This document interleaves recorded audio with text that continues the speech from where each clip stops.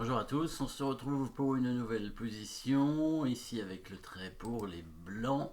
Et les blancs ont une attaque, mais attention à leur roi qui est pas non plus très bien protégé. Une attaque, pourquoi? Parce qu'il y a bien sûr la colonne à côté du roi, la colonne ouverte à côté du roi, avec la tour donc et le fou sur cette belle diagonale, la dame qui est pas très loin d'arriver. Attention tout de même du coup au cavalier noir, hein, cavalier Kasparov sur la case forte ici en F4.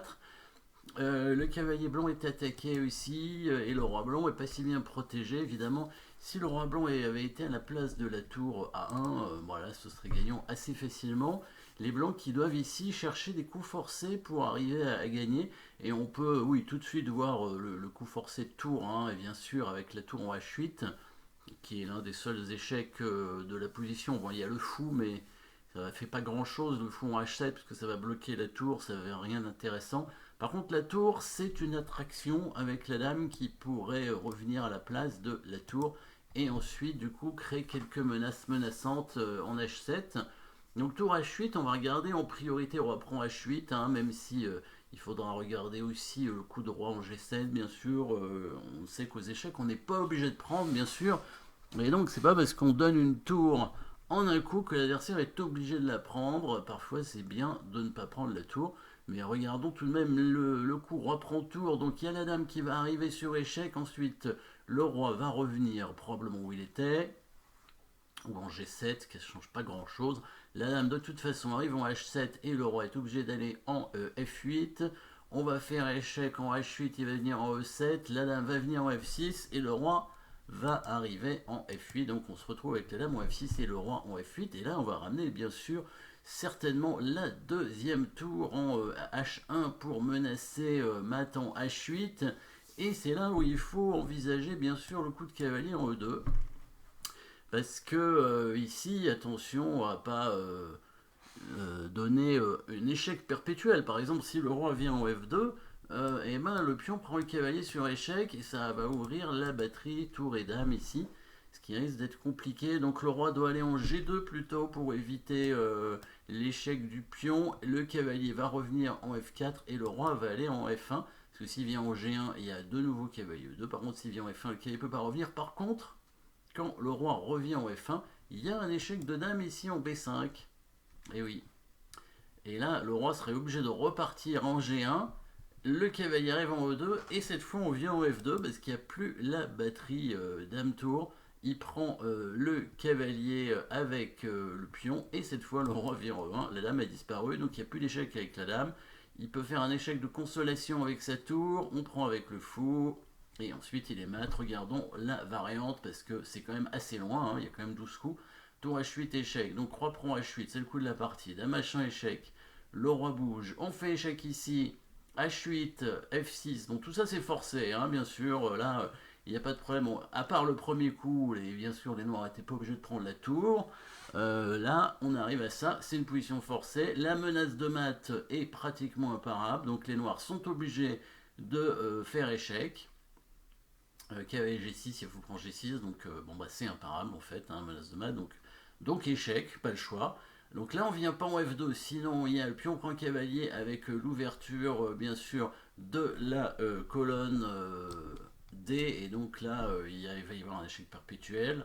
Donc la pointe bien sûr c'est roi G2, cavalier F4, le roi peut pas aller devant sa tour, hein, sinon il n'y a plus de menace, donc il vient en F1, s'il vient en G1 on revient en E2.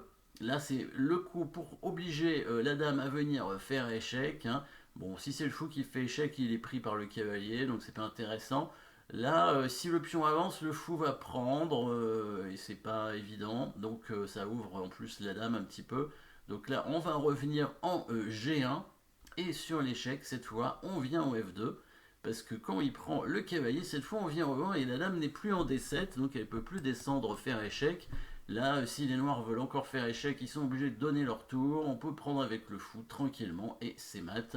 Au prochain coup, voilà. Donc une manœuvre de roi pas évidente, hein, pour arriver à quand même à éviter les échecs, mais bon, c'est trouvable au bout d'un moment. Par contre, donc vérifions quand même au tout premier coup si les noirs ne prennent pas la tour, bien sûr, si les noirs sont malins et qui mettent le roi en G7. Dans ces cas-là, on va faire échec quand même pour pas perdre la tour. Il revient a priori. Et là, alors là, c'est là la petite pointe, hein, parce que qu'est-ce qui se passe si jamais la dame vient en H1? C'est qu'il va faire échec toujours avec son cavalier.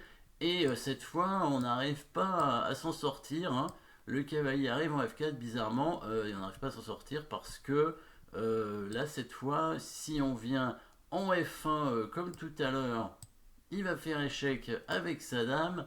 Et là, si on revient en G1, donc il refait bah non, mais là il s'enfuit en fait, il s'enfuit parce que maintenant le roi peut s'enfuir tout simplement. Le roi peut s'enfuir parce que comme la dame a bougé, bah, il y a la case en D7 qui est libérée et donc sur l'échec en H6, le roi s'enfuit et voilà, et il va faire le grand roc même, hein, tranquillement. Et la partie continue et les blancs n'ont rien obtenu pour l'instant. Et ils ont toujours leur cavalier en prise. La dame noire menace de rentrer pour créer des menaces. Et le roi noir s'enfuit, bien sûr. Donc ici, c'est le coup difficile à trouver. Petit coup intermédiaire très important qui permet de bloquer la dame ici. Coup forcé, encore une fois. Donc ici, coup forcé, on se souvient évidemment, échec, c'est un coup forcé. Menace de mat aussi. Et ben là, c'est la suite. Le coup forcé suivant, hein, bah, c'est après la menace de mat, finalement bah, c'est l'attaque de la dame. Et oui, un coup pas évident à trouver, le coup fou A4 ici. Difficile à trouver parce qu'on ne voit pas pourquoi on fait ça. Et en fait, c'est pour bloquer la dame, tout simplement. Maintenant, si bon, la dame n'a pas trop de cases, en fait, et s'il pousse le pion, et ben maintenant ça change tout. Il n'y a plus l'échec en B5. Et donc la dame vient en H1. Cavalier E2 échec, roi G2, cavalier F4 échec, roi F1, et voilà, il n'y a plus d'échec avec la dame. Le roi blanc maintenant est tranquille. S'il fait fou C4, ben on lui prend son cavalier, hein, enfin on lui prend son fou avec le cavalier, pardon, et on va menacer, donc on menace toujours le mat en deux coups ici avec la tour et la dame, hein, s'il essaye de s'enfuir, il ira pas loin, hein, dame H6, dame F6, bien sûr, et tour H8 mat, voilà. Ça c'était le coup difficile à trouver, le coup fou A4. Bon, là, les noirs vont un peu être obligés de donner leur dame. Ils peuvent continuer la partie comme ça, hein. Roi prend tour, fou prend dame, tour prend fou, voilà. Mais bon, on pourrait se dire que la position est quand même gagnante pour les blancs, même si les noirs peuvent continuer à jouer. Voilà, la partie aurait pu continuer de cette façon. Merci d'avoir suivi cette position. N'oubliez pas de vous abonner et à très bientôt.